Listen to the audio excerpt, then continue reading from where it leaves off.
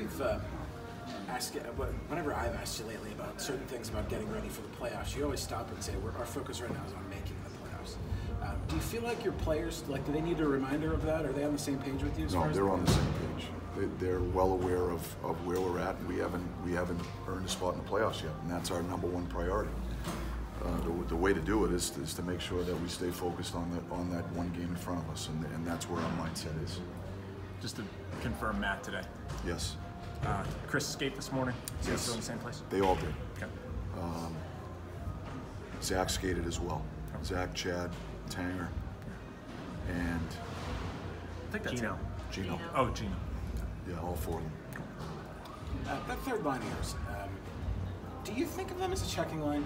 The reason I ask is they may not look like it, but sort of the results have been what a checking line is. Like, they don't get scored on a lot. No, they don't. We have used them situationally against other teams' top lines, but they're a sound 200-foot line. They're conscientious players, so they can play against anybody, and they've played extremely well.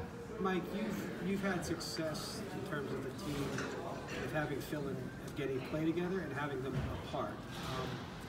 Do you have a preference, and when you finally get a chance to get there, do you have a way you think you might see based off the new players you have?